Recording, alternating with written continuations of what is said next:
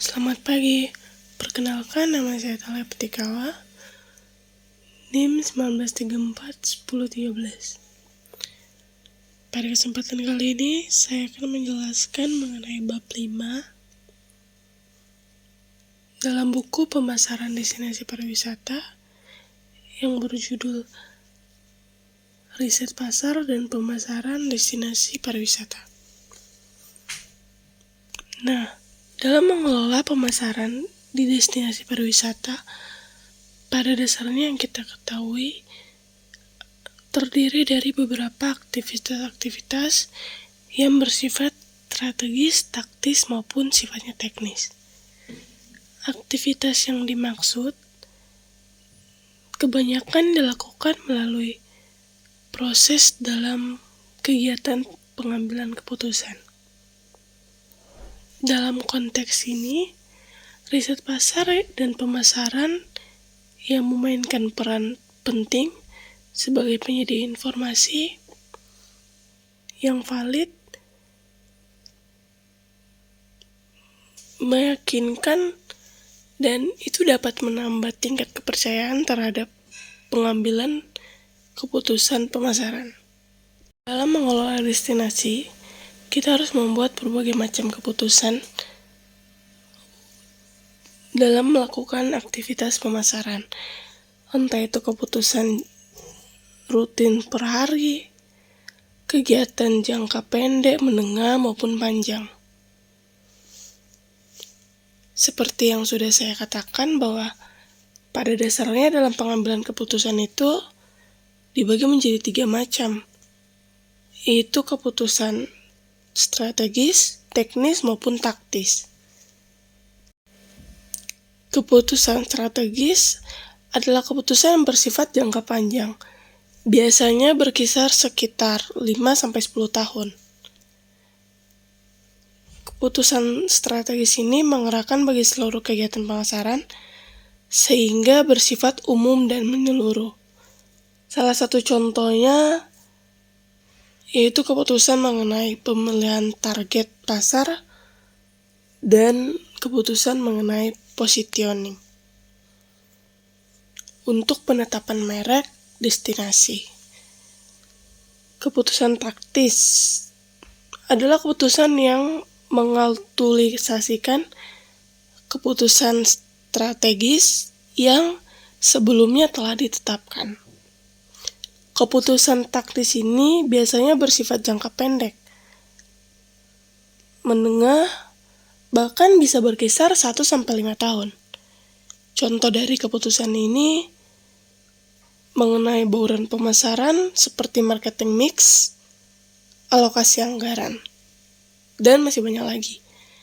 Keputusan teknis adalah keputusan yang dilakukan untuk kegiatan yang bersifat rutin per hari.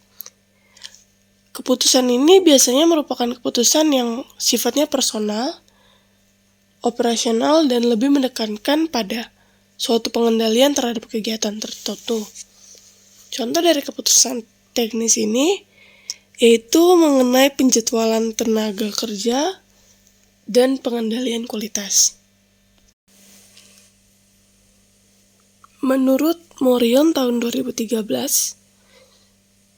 ada beberapa alasan mengapa riset pasar itu dan pemasaran dalam profesionalitas pengelolaan destinasi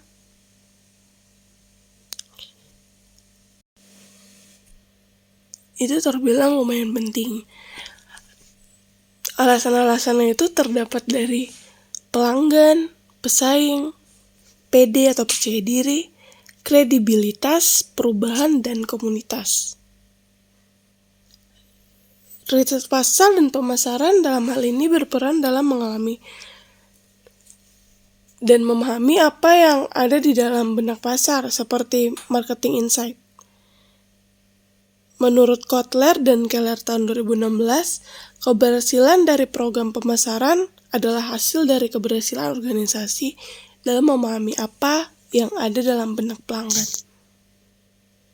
Secara umum, riset pasar atau penelitian merupakan suatu kegiatan yang dilakukan secara sistematis untuk mendapatkan informasi yang benar dan dapat dipercaya.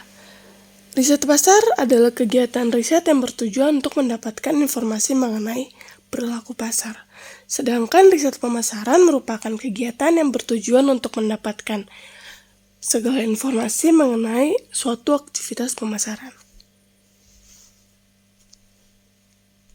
Riset pasar dan pemasaran itu mempunyai beberapa perbedaan. Salah satu contoh untuk riset pasar, kecenderungan pasar, target pasar, segmentasi pasar, ukuran atau besaran pasar, dan perilaku pasar.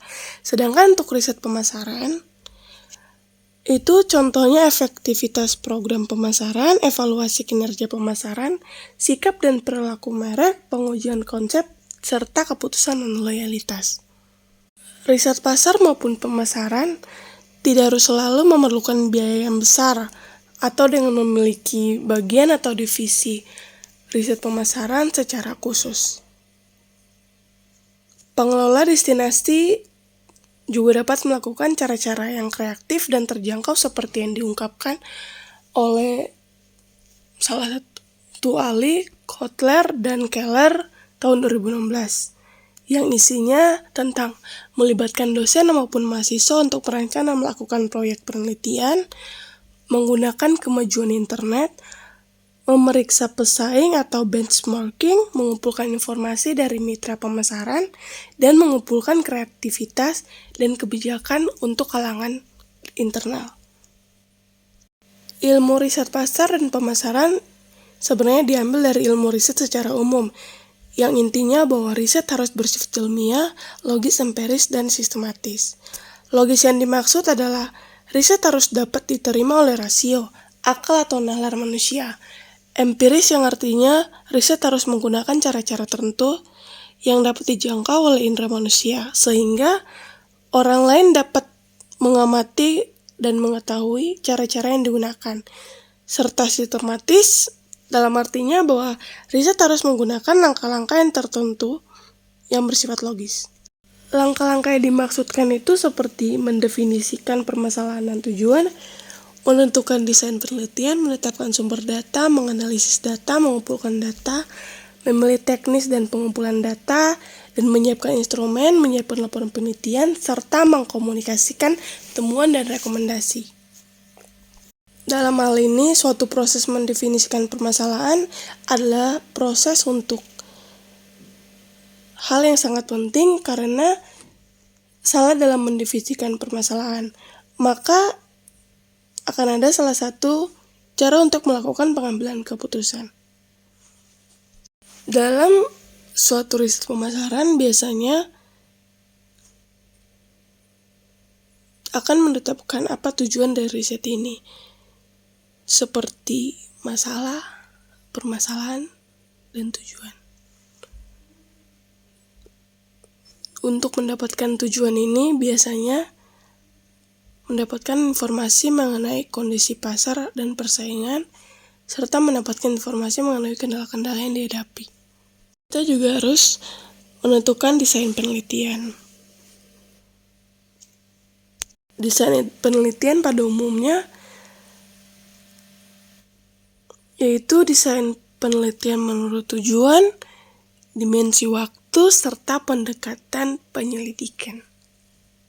Desain penelitian juga terbagi menjadi 3 jenis kategori, yaitu eksplorasi, deskriptif, dan ekspansi.